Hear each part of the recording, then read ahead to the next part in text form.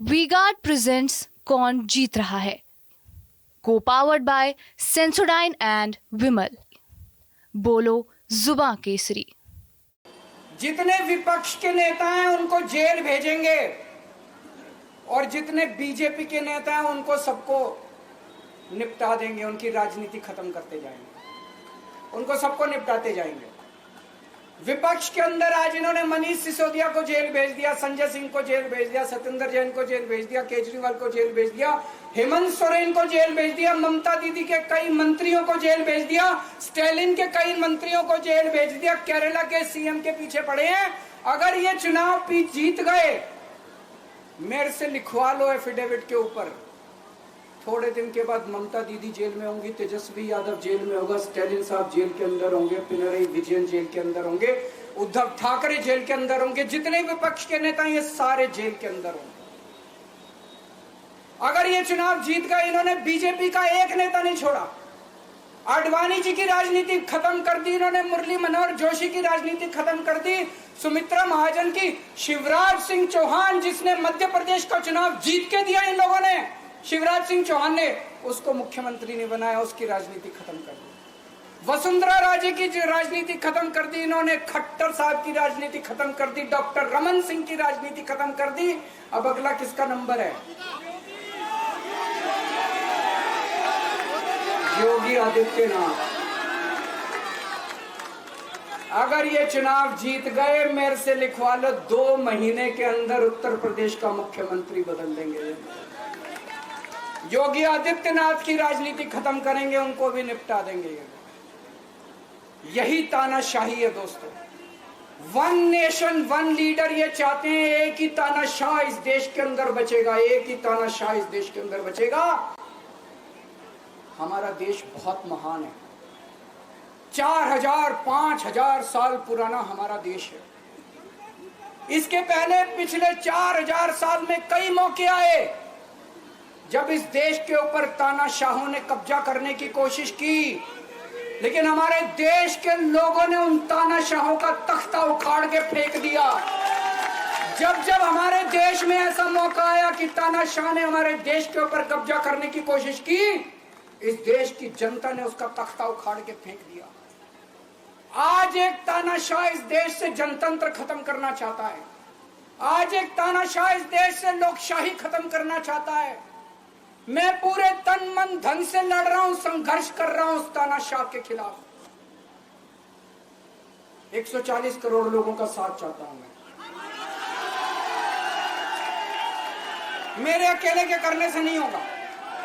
140 आज मैं आप लोगों से भीख मांगने के लिए आया हूं, 140 करोड़ लोगों से, 140 करोड़ लोगों से भीख मांगने के लिए आया हूं। मेरे देश को बचा लो, मेरे भारतवर्ष को बचा लो, मेरा भारत बहुत महान है।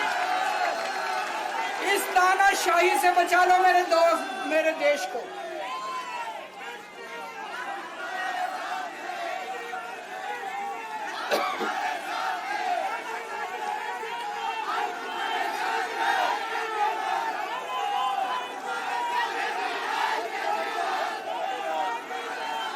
मैं सुप्रीम कोर्ट का बहुत बहुत शुक्रिया अदा करना चाहता हूं।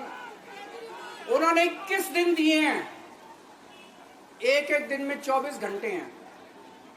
मैं एक दिन में 24 में से 36 घंटे काम करूंगा, पूरे देश भर में घूमूंगा इस तानाशाही को रोकने के लिए। दोस्तों, जितनी मेरे अंदर ताकत है, मेरा सब कुछ कुर्बान है देश के लिए, मेरा तन मन धन सब कुछ कुर्बान है मेरे देश के लिए।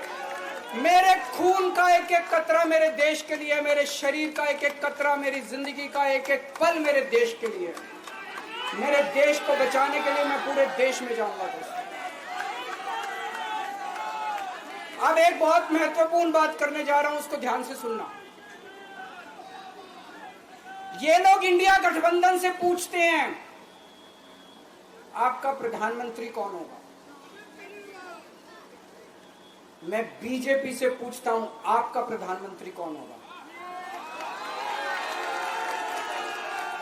आप लोग सोच रहे होंगे केजरीवाल क्या बात कर रहा है, मोदी जी होंगे। नहीं, मोदी जी अगले साल 17 सितंबर को 75 साल के हो रहे हैं।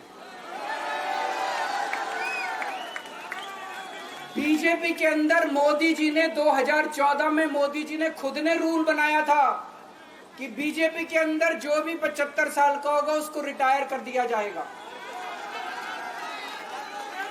सबसे पहले आडवाणी जी को रिटायर किया गया, उसके बाद मुरली मनोहर जोशी जी को रिटायर किया गया, फिर सुमित्रा महाजन को रिटायर किया गया, फिर यशवंत सिन्हा को रिटायर किया गया। अब मोदी जी अगले साल 17 सितंबर को रिटायर होने वाले हैं। तो मैं बीजेपी से पूछना चाहता हूं, आपका प्रधानमंत्री का दावेदार कौन है?